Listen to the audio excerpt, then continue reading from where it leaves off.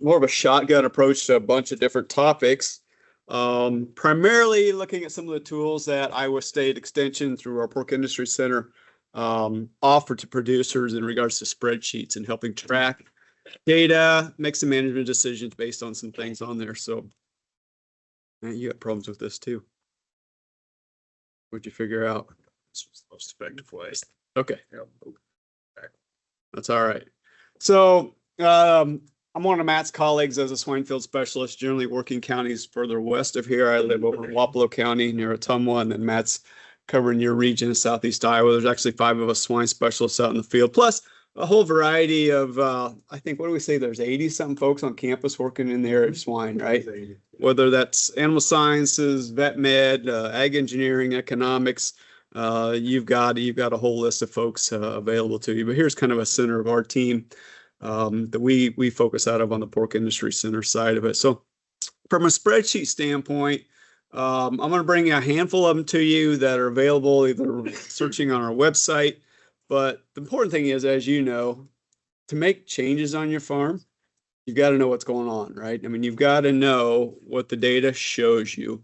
Junk in is junk out, we say, as far as the quality of inputs that go into that. But the beauty of having spreadsheets, the beauty of using software programs for anything is that you can do a lot of what-if analysis, right? So what if I could change, for example, mortality, it was just mentioned, by 0.5% or by 1% from a management change, from a genetic standpoint, by taking this health move, what does it change my bottom line by? I wish we could put a value to labor as well, right? In relation to maybe health changes and just job retention or employee retention. And we know that there's something there as well. But I like the fact of doing what if analysis. What if I can improve feed efficiency, even just by a 500ths, right? Or a 10th or something like that throughout. And this changes season to season based on the economics, right? I mean, we're in what I would say a low era of feed prices at the moment. But what if we've gotten back a decade ago when ethanol and everything boosted us, to well above $5 and $7 corn, right? Those small changes make us a huge impact. So let's look at just a few of them that are available. Where to get to some of these tools. This is the Iowa Pork Industry Center website. Under the resources tab, you'll find software and tools is one component there. The other piece, many of you are probably aware of the Ag Decision Maker resources and tools that our Department of Economics operates. Under there, if you go into livestock, there's a whole list of other decision-making tools. You can actually run those spreadsheets right on the internet, or you can download them. Lots of resources there about cost and estimated returns and so forth. So one of the things we'll look at is crush margin, as well as a manure calculator that are available on Decision Maker. So, and for the sake of time, beautiful day, and you haven't been moving around very much, I don't want to keep you forever. Is there an interest in here to looking at a couple of these? We've got some options to talk about today relating to manure values. I can talk about some water usage, water wastage, and documenting what's going on there. Water consumption should be an indicator, or will be an indicator of not just growth, right, through a production cycle, but of health. If we get a flu, we get a break, and they drop off of consumption, a pretty good indicator if you're not already charting that, whether that's digital, electronically, or by paper and writing those down. We want to look at that. Crush margins, looking today at what's going on there with returns over feed costs and the price of that weaner or feeder pig, or the economics of mortality are huge, right? And we can look at various changes we could do in changes to mortality. A couple of new ones to introduce you to as well, if you've played around with some of our tools and obviously some others that are available. The most common questions I get for spreadsheets probably are, one, looking at cash flows, either changing operation, buying a facility, getting in or out of the certain pig enterprise. And then as well, manure valuing a little bit seasonally, obviously in the fall, that's of interest. And then just the general crush or profit tracking capabilities too. So on a couple new pieces, Mark Storley, one of our colleagues, has a feed restriction calculator. So if we get to those periods where Sean brought up earlier, in COVID, when we had to Well, no, it was a weather scare we had last winter, right? That third week of January, just before Pork Congress last year, when we had some pretty big shutdowns of weather. We had COVID constraints too, when we were trying to slow pigs down in growth. When the packing plants couldn't take them, we wanted to figure out how to restrict feed by changing the diet, either nutritionally or just limiting intake. We've got some tool there we can look at. And then a feed uniformity piece that Mark put together as far as sampling out of your mill, whether that's micro ingredients, macros, or particle size as well. So anybody come here particularly looking at one of these off the top of their mind that you want to spend a little more time on versus another? Otherwise, I'll just do some introductions to them.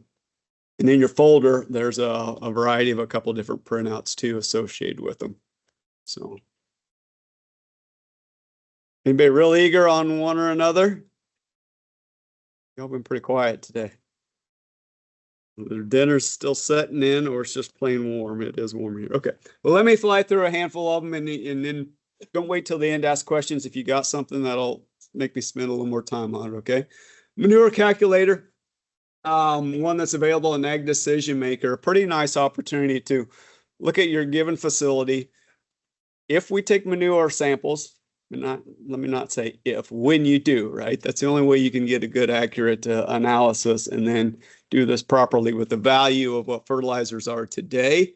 Let's put a comparison on it. And I love the fact that we can credit it back to the pig barn, right? Let's just lump it into the whole farm scenario, but let's give that barn some credit for some of our agronomic profitability, or at least potential profitability, right?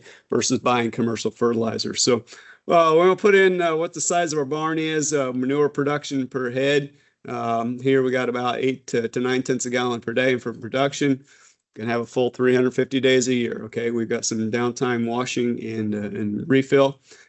Test analysis. This is just a book value from DNR when we do our manure management plans. We've got a 50, 35, 25 analysis. Nitrogen, we're going to say, is 90% available. This is injected or broadcast and worked in right away. So 90% availability, 100% on the P and K. Granted, that's not all available maybe year one, but residually it's going to be in there for that opposite crop. So we're looking at 200 bushel an acre. Corn that we're fertilizing for, we need 1.2 pounds of nitrogen per bushel that we can use in this situation. Application cost. In this situation, we were, back up, corn on corn, so we did not give any soybean legume credit. You want to give 60 pounds or 45 or whatever your yield was last year, we could take some of that needs off for our nitrogen. But application costs, we're using just shy of 2 cents a gallon for that one. And we've got planned application, roughly 5,000 gallon an acre is what we think we want to plan on. Further on your right-hand side, let's look at what that compares to commercially from a fertilizer standpoint, all right? Custom application on dry, $7 per acre roughly, right? If we're going to use some anhydrous, we're going to have to average that up a little bit more to subsidize it. And we're going to, from a commercial standpoint, our soil tests and yield goals are calling for 200 pounds of nitrogen, 175 P, and 125 pounds of potassium. You happen to see that actually matches what we were having available from this standpoint in this example, okay? So commercially, that's going to cost us $265 an acre from a relative standpoint. What's the value of that manure in there? You got $270. We're going to basically match it up. If we take off our application cost, we're going to slip down here to these right sides. I know you can't see those actually. I can see them pretty well, but there's a printout available to you. But simply saying that from a manure standpoint on this 2,400 head barn versus a commercial standpoint, the manure is worth about $24,000. Okay, you're getting $10 of pig space. That's after application, right? We generally say that each pig is somewhere between about $8 on a wean to finish barn per value of manure. Take off application, it's about $5 a head, right? Double that per turn or per space, all right? So you got $10. So pretty good tool. And again, it's something a person can look at every fall or whatever application window you've got. Draw your pit samples out, look at what your yield and soil tests are calling for, and run some analysis. So simply, here's what I'd said earlier: $270 of per acre fertilizer value in there. Per 1,000 gallon, we're looking at about a $54 value to that. We deduct out our costs and so forth. Again, from a pig standpoint, $538, $10, $11 a space.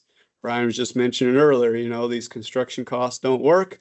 Even the remodel costs are expensive, but that profitability after paying the mortgage and no return to your labor, right?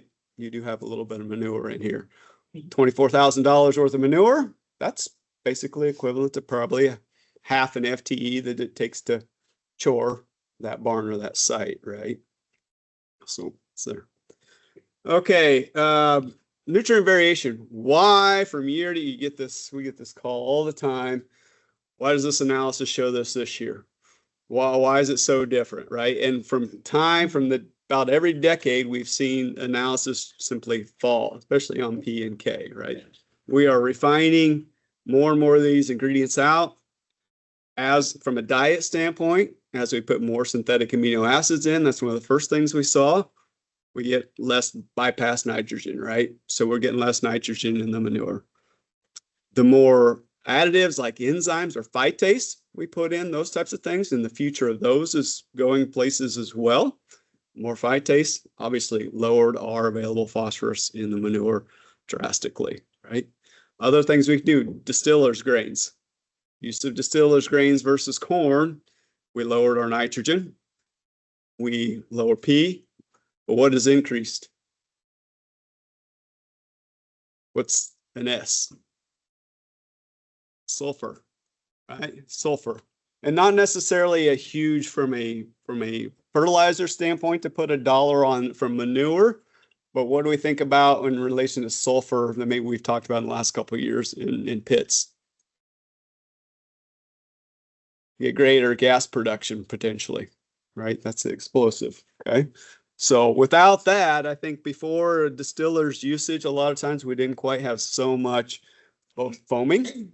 You know, the science isn't necessarily entirely there about the fiber content within distillers that bypasses, but certainly the sulfur content and even monoslope cattle barns where you think you've got a lot of air. We've even had explosive conditions sitting there with sulfur. So otherwise, production phases, you always got to think about, you know, was I double stocked 2 times this year? Was I not double stocked at all this year? What was that production cycle throughout the year, and where did it vary? The other thing we can spend a lot of time on this is real intriguing is water wastage, just moisture content of your manure, right? It's expensive to buy water in at $1.50 a gallon if you're on rural water per se, or it's more expensive as well to haul it back out, right? You're getting double time with it, and it's getting you there. But that can vary a lot by drinker type. Obviously, we tend to say that bowls and cups or wet dry feeders are far more efficient than a nipple. We also have a lot of information we can show about flow rates, right? Substantially different.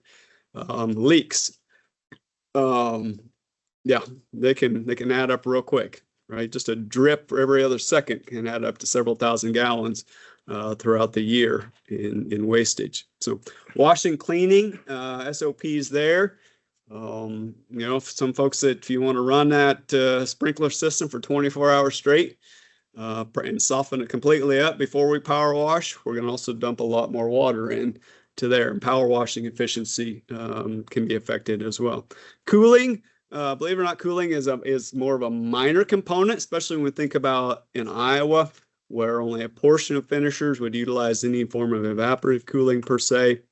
But depending on how sprinklers and drippers are run, there can be some pretty significant changes there, you know, and that we can have summers where you run it very, very little, right? And other summers you may have a 60-day period where it may be on nearly all day July and August per se. But then again, that's a factor of what weight and size were those pigs during that hot summer period as well. So it's there. And then also just how did you actually collect and sample that manure? Was it agitated prior, or was it just probe clear throughout, or did you just probe a top, probe multiple samples throughout the barn? You sample it as it was going into the tank, or where was it at? And the storage systems, obviously, if it's a deep pit, we're capturing nearly everything. If we've got an outside storage, we may have some loss. Plus, we have rainfall accumulation, that changes some of that analysis too.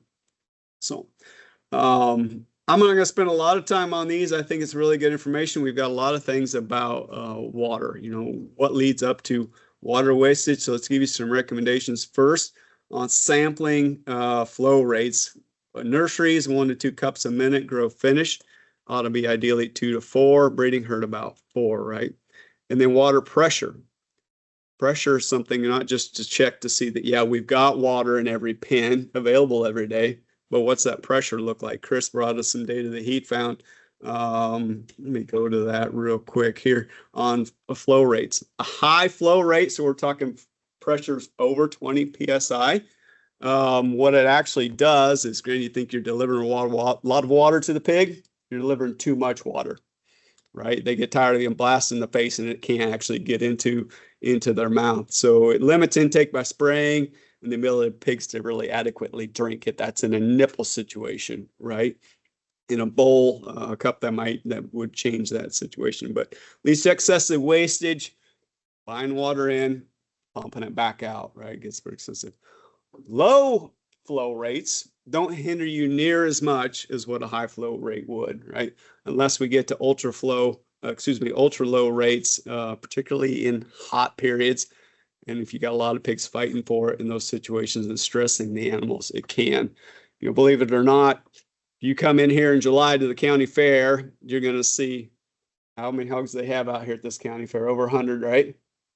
And they're going to have water, and they're going to have 0 water pressure, right? They're gravity flow nipples, or they're just sitting in a bowl. They're doing fine, but they don't have any competition either, right? So it's also how many nipples or how many bowls per head you have in those time periods of need. So again, that reiterates that high flow rates aren't beneficial at all. So we want to check those in every pen and go through and see that. And it can change from pen to pen over time. We talk a lot about biofilm. We talk about degradation of lines.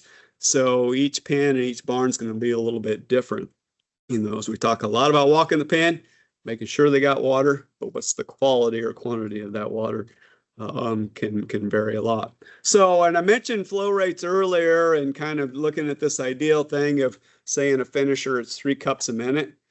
Well, nobody walks in with their Pyrex container or their gallon jug and wants to run it that way. So a quick method here to do it, the cap off of your spray can is about 2 ounces, right? So from a second standpoint, take note of this one, a whole lot easier. I bet you it'll get done in your barn if you actually thought about doing it this way, right? In the nursery, fill that lid in 12 seconds, right? In the finisher, 6 seconds. So you're going from 1 or 1.5 cup a minute. On a finisher, you're doubling that up to 2.5, 3 cups a minute, right? 6. Sows, 3 to 4 seconds, fill it up, right? I think that makes a whole lot more sense than us giving a lot of guidance sometimes on cups. I mean, ideally, yeah, you want to know what it is running from that standpoint. And if you're in a barn, say you feel like animals are always at the waters in a hot time period, maybe that's when you need to test it in the middle of the hot day, right? Is every line at the end of the thing getting enough when you know that they're all drinking excessively? So, okay, so, but it's an important piece here.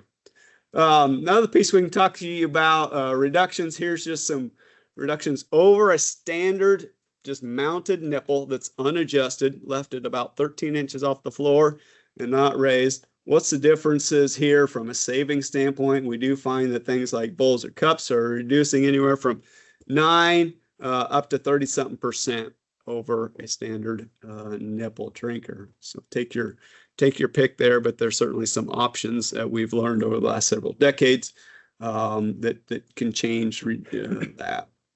So What about that same data you showed back here about, there wasn't any data here associated, but talking about flow rates.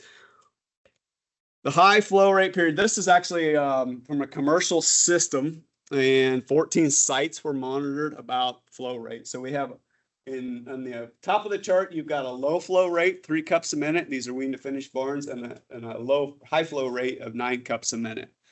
And what it's looking at is water usage in those sites, essentially water disappearance, because we know that water consumption per pig is going to be the same, right? I probably never heard this, but the standard is that for every pound of feed consumed, you're going to consume 3 pounds of water, 2 to 3 pounds of water, right? You're going to triple it. Now that's a weight basis, right? But that's generally the equivalent of what things ought to be. So it's pretty standard. Growth rate, water consumption ought to be correlatedly go. But at sites with a high flow rate, you'll see that the disappearance, that trend seems to be associated with greater disappearance across those sites, right? It's a little bit sporadic, but certainly it's their high flow rates, greater disappearance. This is also a little bit interesting, going back to the fact of what about pigs fighting and spending time at the water? Shows up in wounds, right? Or abrasions or other markings here. Now, those with high flow rate, you'll see a whole lot more observations, a lot greater counts, these dots to your left, if you can see those at a high flow rate, less abrasions, less wounds at those with a lower flow rate, until you get to an extremely low flow rate. It looks like maybe there's an uptick there as they can't get quite enough water and there's more of them standing at it. So kind of neat that our group hadn't been exposed to that prior here just a few weeks back, I think. But Dr. Rosero is actually on our faculty now, so he brought this to us from some of his previous work. So, okay. You can all look up book standards on heights of nipples by sizing, but the general recommendation is I always say just 2 inches above the top of the shoulder of the smallest pigs, right? And stay active with that, adjusting it every couple of weeks. That's where we get into problems. We set it there when we stock. We may do it again in 30 days or whatever, but keep raising them as we go along. Does a lot of benefit to not just adequate consumption for the pig, but it reduces wastage tremendously. This is a little bit of information on flow rate plus the adjusting of the height. So you have columns here. RL would be the fact that we've actually done the adjusting of it 2 inches above it, and we have a low pressure. RL would be we've adjusted it, RH, we are adjusting the nipple, but we have a high flow rate. The U's are an unadjusted low flow rate, unadjusted high. And really what you want to look at is that the bottom line is from a wastage standpoint, high flow rates, unadjusted period, get you to 30 and 40% wastage, okay? So adjust those nipples if it's your water delivery system, and looking at lower flow rates versus high flow rates, okay? Bowls tend to have a reduction of water versus a standard nipple of anywhere from 20 to 30% on past research, okay? Wet dry feeders versus a nipple. Now that data that I showed you, bowls versus nipples, this is no difference in performance, feed conversion, anything like that. Growth's all the same. The same here. The growth was not affected, but we do have reductions in water consumption anywhere from 10 to 30% in a wet dry feeder versus a nipple. In these, what was that? 5 different research studies. Okay. Iowa has a whole lot less impact when it comes to thinking about water wastage from heating or cooling and evaporative pads and so forth versus areas like North Carolina, Utah. Our humidity is a whole lot different, so we don't disappear it per se like dry climates would. So even though it does show up as the fact that we use a little bit of water for it, it's one of those less significant things versus those that are out of the water or drips and leaks per se. Relation to water as well, we do use a fair bit when it comes to washing, right? Soaking and washing. Here's a study on power washing efficiencies. And what it would say is that higher pressure lower pressure, higher volume is the key.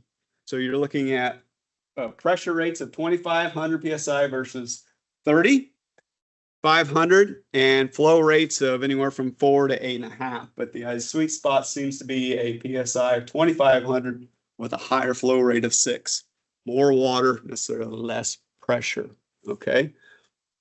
You're thinking higher of everything, right? Should work the best, but from an efficiency standpoint and a time standpoint in here, it's the lower pressure washer with a higher volume. Okay. So why are those things important? What can I do about it? Well, if you're not recording what your water meter says every day, or if your phone's not capturing it or the computer's not capturing it for you, if it's electronically generated by a metering device, then we need to calculate. I mentioned earlier a drop every other second was 1,000 gallon. A drip every second, 2,200 gallon, right? Think about the cost of that as you add up across, multiple waters in a barn or other locations where you have a leak. I know anybody raising pigs has got a little bit of a leak somewhere, right? Maybe it's not out of the water, out of the wet dry feeder. Maybe it's at the wall or at a hydrant or something like that, or even in the office or the shower. But it certainly adds up. And again, it's not just buying the water or pumping it, the electricity to pump it if you're not paying rule, but it's the hauling out, I think, is the more of the concern. Okay. So drinking water accounts for 80% of water usage. The rest of it is somewhere else in some form of wastage and or cleaning. Okay. From a cooling standpoint, I think we've done a better job of really understanding when it's needed and not doubling up on heat stress by getting pigs too wet. So we generally recommend waiting until pigs are 85 degrees. Excuse me, the ambient temperature is 85 degrees until we start the cooling process. Okay.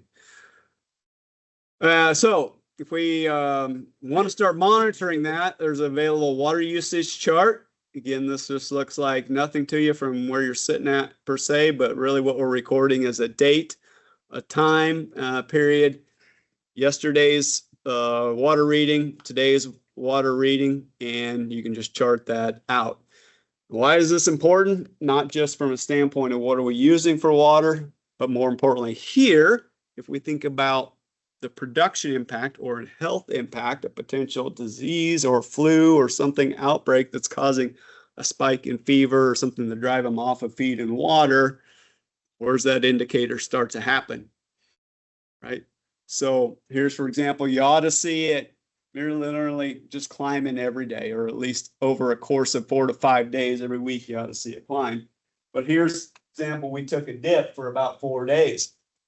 Well, what triggered? If typically we didn't see something going on, what went through that caused it? Granted, maybe a slight temperature change can change things slightly, but that shouldn't do it for about 4 to 5 day period like this. So we've probably got a health situation that has occurred here in this barn that we wouldn't have known without having some tracking in this system. So any questions real quick on water? The thoughts on water, things to share with one another? Okay. Profitability, crush.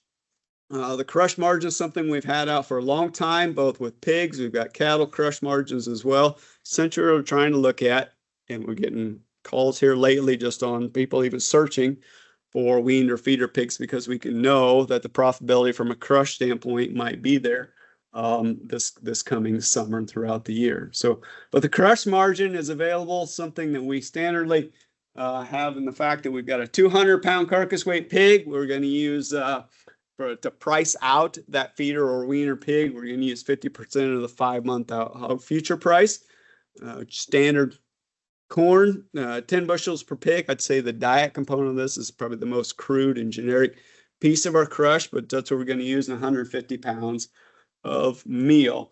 Here's prices pulled off just a couple weeks ago from February to make our crush. You'll see that pigs placed here in February 25th, you can see it. We've got pig price of $81 And we've got corn at 461, and we got soy meal 276 a ton. And our crush, our margin over it's going to be about $60 in there. So we can track this every month, looking at being in and out of the market. And really what it's trying to do is just help you manage a little bit of cash flow and basis and let you know what's available after that. Now that's just pig price, feed. Okay, so we're looking at margin over those costs. Your others variables in here can add up. We generally say about $42. $40 of investment across operations in grind mix delivery, health, labor, any interest, utility, transportation, your fixed cost on your facilities, right? So with red line that's drawn across here is that $42 mark, or 43, 42.50, wherever it is. We just leave kind of standard. For projected crush, again, that margin over feed and pig in February would show you that there's some profitability. Right? You agree? Gets a little bit thinner as we go in through the summer, but right now looks like there's something there. So pigs placed in February and marketed out here in July. Pigs placed in March. Right now is that prime time period. If we could get barns full, if the sow farm can produce healthy pigs, right? They should be the ones owning some pigs. Should be faced with some potential. Wash there. Oh, I'd have to go back and look and see. No, I'd say it's more of a 5%. I think it is probably 5. Yeah, it might be 8. Yeah, we're not changing this every year to reflect increases up, right? But no, that's a good question. So to get to that point, though, Sean, you bring up the piece here of what's that impact of mortality change? Okay, Matt, you want to cover some of this? Come up here. You got it, Cole. Yeah.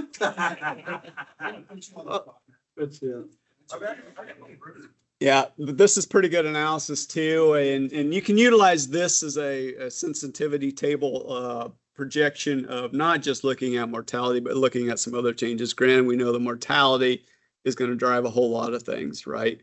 Changes feed efficiency, it changes pounds marketed, and all of our costs. So calculating, look at the economics of mortality. Russ Yukins, one of our swine counterparts, plus Lee Schultz, that was previously with us. And if you didn't know, and Lee has been on this kind of the speaking circuit in past years as kind of our livestock economist. He departed us this past winter, but he's kind of on retainer, I guess, with Iowa State, and certainly contributes to a lot of information to us. But when we want to budget and look at kind of the impacts of mortality on net income, we really got to look at the fact that where's our income? Our loss of income, more importantly, is lost value of that market hog and a little bit of that manure. Okay, we can put that in here, or you could leave it 0 if it's not the most important piece to you. But certainly we've got a little bit there, depending on what weight or stage of production that pig died in, right? So from a cost standpoint, we've got a little bit of reduced costs if we didn't grow them all the way out, right? So we've got reduced feed intake in that piece.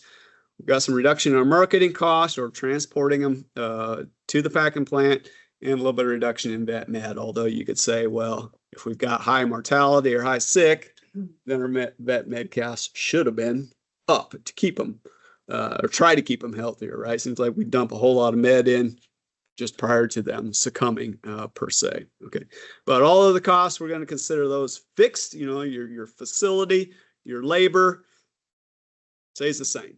Although truly labor doesn't, because you're going to chore the barn 3 hours versus 1 hour if they're healthy. But you've got a fixed cost on it that you're paying per day or per salary. Okay, so what's a 1% change in mortality do from an income standpoint and from a change of cost standpoint? So if we use a market price right now of $84 $175 a head of income, okay, manure value goes back to what we just looked at on the manure calculator, $538 a head, and our cost, so depending on where that pig died, we got a feed price of 9 cents a pound.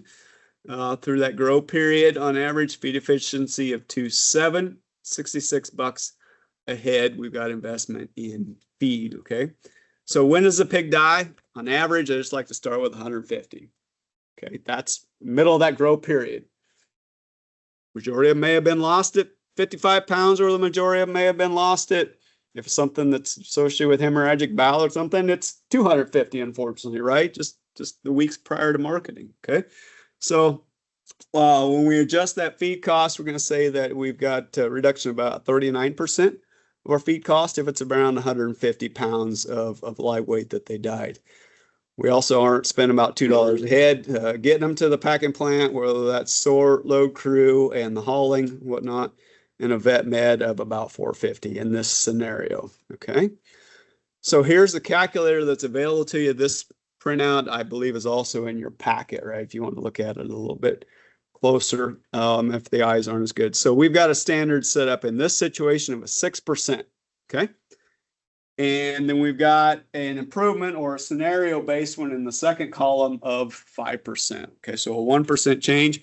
Both of them die at 150 pounds. We've got the same feed efficiency of a 2.7. The market price, $84, $5.38 of value of manure. Again, that feed is in there. Everything's in there. But what we've changed is, again, reducing from 6% down to 5%. What happened? And using a sensitivity table, okay? And we can look at the results of it over a range of mortality rate. We can look at changing in the pig price, how that also impacts the importance of the issue of mortality cost. I mean, if pigs are only bringing $50 a hundred versus if they're bringing a flat dollar even, right, a pound, there's a value in investing more meds, investing more labor and so forth in it over time, okay? So what changes? What really is our output from a 6% versus a 5% change in there? And really what you want to get at is the bottom right-hand corner tells us that in this scenario, $1.35 a head placed, which is actually on a 2,400 head barn, 1% change in mortality, just a 1%, right? Generated us $3,231 of difference.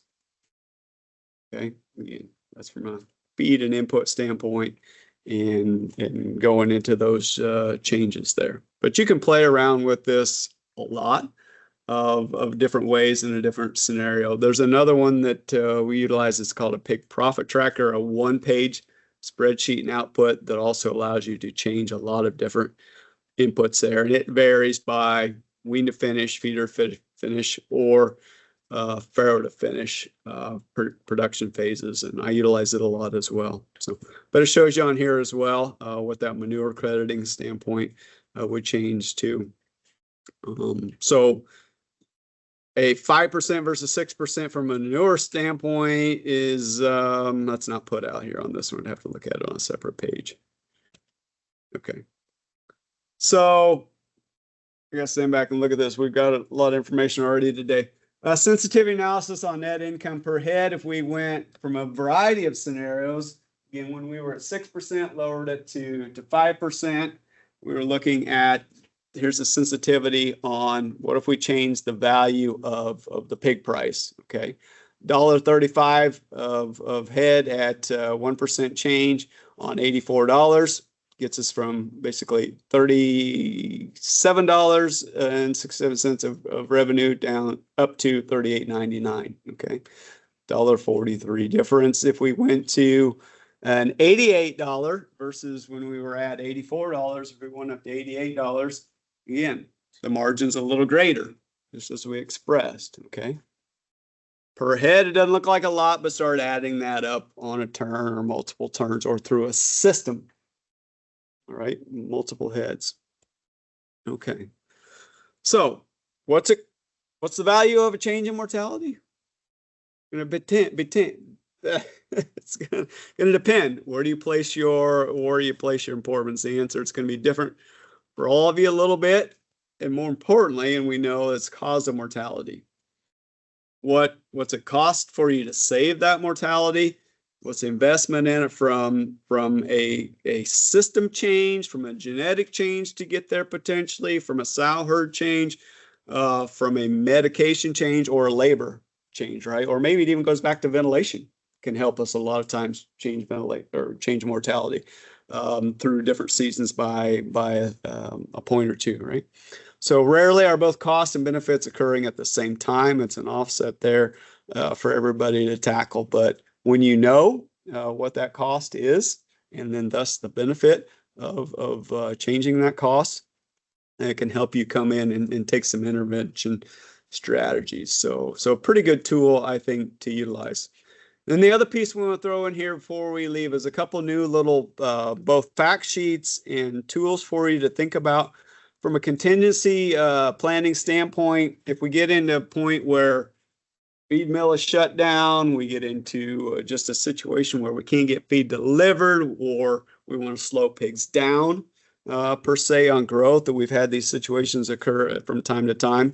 What can we do to alter that pig's growth with whatever given diet we have available, or even as we did in COVID shutdown, or as we did in that week a year ago in January?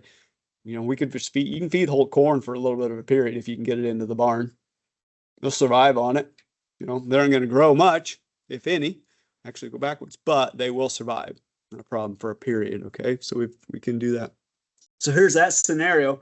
Is it based on a given diet of, and this is all about metabolizable energy. That's what the pig utilizes. Think about it as calories for you, similarly.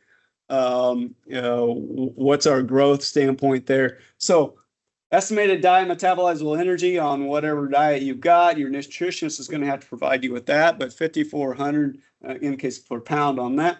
What's our feed availability? How much is left on site or in the bin or projected to be? 5 ton. And what's our average pig body weight? 220 pounds. 20 pigs per pen, 1,200 head total barn. Desired maintenance. So what do we want this pig's growth rate to be at, or to be negatively affected, right? So in this situation, and this is the one you can change anywhere from a maintenance level of a 1 on up to a 3.2 is our maximum kind of a growth or an intake standpoint, a 1.7. On this 220 pound pig, it tells you that we need 3,118 basically calories, metabolized energy per day to maintain just maintenance level, that 220 pound pig. Okay, so pounds of feed per day that's going to be consumed. We use these maintenance levels of a 1 up to a 1.5 pounds of feed per pig per day. And this is our 1.7 time projected. It's going to tell you that we need 3.4 pounds of this diet here to meet our 1.7 time requirement. Okay, if you have a requirement of just a 1, they only need 2 pounds. But what's that do to gain? That's really importantly what you're kind of interested in. And utilizing not just getting through this 5 ton to stretch us. That'll get us 2.4 days of feed utilization, right? If we went down to just a 1 on a maintenance, it gets us 4 days of feed, right? We went to the 1.7, which we're wanting to kind of slow down to, it gives us 2.4. Okay? But what's it do to gain? You'll see out on the right-hand side, you have negative gain at just maintenance levels, right? You've lost 4 pounds over a week. You've lost 8.3 pounds over a 2-week period. Not substantial given the amount of time. If we go down to this 1.7 time requirement, we've actually held them awfully steady, right? They've gained 2.5 pounds over a week. They've gained 5 pounds over a 2-week period. So you can see where if we got into situations where we had a plant shutdown, or if you knew that your mill, due to a week-long weather storm or some other situations was going to be constrained, you can slow them down without having negative impacts on it. Conserve feed. 2 ways to look at it. So pretty interesting tool to really play around with. Don't wait till you get into the emergency situation to think about what do we do? But have it available. Okay. The other piece here, those of you that might be milling your own or getting feed delivered that have concerns about sometimes a micronutrient, such as in this example, I think we put up here testing of salt or sodium. But we can put in various samples that you would get back from an analysis and find out what is really what we're importantly looking at is coefficient variation between percentages within a sample. And if we get to a what we call a CV value, that's what's going to be output here in your lower right hand corner. CV values that approach about 20%. In these analysis, that's when we look at trying to figure out what's the cause of it. What's the situation here? Is it mixing properly? Are we adding it into the mixer inadequately? Or what's the constraint here? So in this situation, you'll see again, I mentioned that this is sodium or salt, and it ranges from 0.17% up to 0.2 or 0.15 up to 0.2, right? So in my opinion, that's pretty minimal, but really it's looking at, well, the important piece here is the coefficient of variation between them to get to some of those. But you put in here what our batch size is, when it was sampled, where it was sampled, sampling interval, taken every 30 seconds right out of that batch that was ground. So, okay. Questions on that one? Anything else? Breeze through them. Hop on, if you got some ideas on things you need from an economic standpoint or decision-making tool, look at those. Holler at Matt, myself. We can always help you find what you're looking for, even create spreadsheets and tools for you as well. I will mention before you leave, get this one on your calendar. If you haven't been to Iowa Swine Day before, it's a great opportunity to come up to Ames and have a one-day packed delve into the industry, current issues, plus some neat social and cultural things about the industry as well that Iowa Pork has been sponsoring, as well as several others for a number of years. It's a premier event there. So, okay. Otherwise, Zoe, got any questions? And I'll turn back to Zoe to let you off.